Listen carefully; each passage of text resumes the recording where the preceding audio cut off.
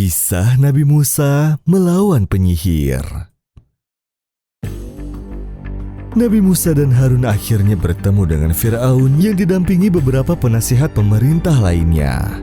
"Siapakah kamu berdua ini?" tanya Fir'aun. Nabi Musa pun menjawab, "Kami Musa dan Harun adalah pesuruh Allah. Kami diutus kepadamu agar kau membebaskan bangsa Israel dari perbudakan dan penindasanmu dan menyerahkannya kepada kami agar mereka menyembah kepada Allah dengan leluasa dan menghindari siksaanmu." Fir'aun tertawa sinis dan mengejek Musa dengan mengatakan bahwa Musa tidak tahu diri. Dahulu ia diasuh dan dibesarkan di istana Mesir dan kini malah berbalik menentang Fir'aun. Musa dianggap orang yang tak tahu balas budi. Nabi Musa lalu menjawab bahwa semua itu dikarenakan ulah Fir'aun sendiri.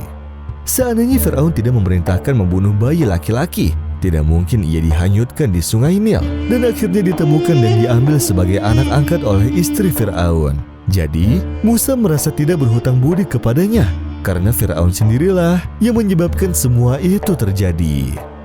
Nabi Musa juga berkata, "Adapun mengenai pembunuhan yang dulu kulakukan adalah akibat godaan setan. Namun peristiwa itu akhirnya menjadi rahmat bagiku.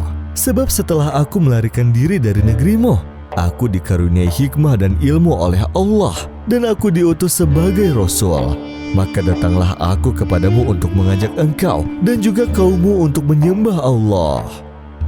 "Siapakah Tuhan yang kau sebut-sebut itu? Adakah Tuhan lain di atas bumi ini selain aku yang patut disembah dan dipuja?" kata Fir'aun. "Ya, ada, yaitu Tuhanmu dan Tuhan nenek moyangmu, serta Tuhan seluruh alam semesta," jawab Nabi Musa. Demikianlah terjadi perdebatan antara Musa dan Fir'aun. Fir'aun sama sekali tidak dapat menolak alasan Musa yang diwakili Harun, sehingga Fir'aun pun akhirnya mengancam Musa dan Harun dengan berkata, "Hai Musa, jika engkau mengakui Tuhan selain aku, maka pasti engkau kumasukkan ke dalam penjara." Lalu Nabi Musa berkata, "Apakah engkau akan memenjarakan aku walaupun aku dapat membuktikan dan memberikan tanda-tanda kebenaran dakwahku?" Lalu Fir'aun menantang dan berkata, "Datangkanlah tanda-tanda yang dapat membuktikan pembenaran kata-katamu, jika memang kau benar-benar tidak berdusta." Musa kemudian melemparkan tongkatnya, dan mendadak berubahlah tongkat tersebut menjadi seekor ular yang merayap ke arah Fir'aun.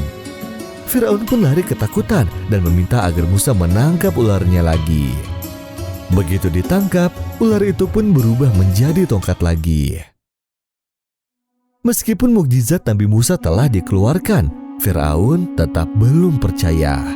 Ia mengira bahwa Musa telah mengeluarkan ilmu sihir, maka ia hendak mengumpulkan ahli-ahli sihir di seluruh kerajaan Mesir untuk bertanding melawan Nabi Musa. Tantangan itu disampaikan kepada Musa, dan Musa menyanggupi tantangan itu. Pada hari yang telah ditentukan, berkumpullah para ahli sihir Fir'aun. Para penduduk turut menyaksikan pula adu kepandaian sihir itu. Musa mempersilahkan para ahli sihir andalan Fir'aun untuk menampilkan kebolehannya terlebih dahulu. Maka mereka pun melemparkan tali dan tongkat-tongkatnya. Tak lama kemudian, tali-tali dan tongkat yang mereka lemparkan itu berubah menjadi ular, bahkan jumlahnya ribuan ekor. Fir'aun pun tertawa bangga menyaksikan kebolehan para ahli sihirnya. Penduduk yang menyaksikannya pun juga banyak yang terkagum-kagum dibuatnya. Dengan tenang, Nabi Musa pun melemparkan tongkatnya. Tongkat itu segera berubah menjadi ular yang sangat besar dan langsung memakan ular-ular para ahli sihir Fir'aun. Dalam waktu singkat, ular-ular para ahli sihir itu pun habis ditelan oleh ular Nabi Musa.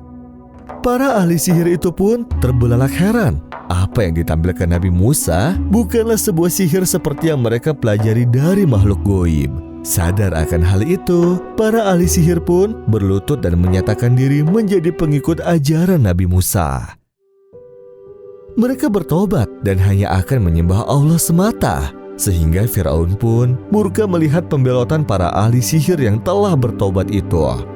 Ia mengancam bahwa ia akan menyiksa para ahli sihir itu dengan siksaan di luar batas peri kemanusiaan. Namun para ahli sihir itu pun tidak merasa takut sedikit pun. mereka tetap memilih menjadi pengikut Nabi Musa. Dan sejak saat itu, terdapat dua aliran di Mesir.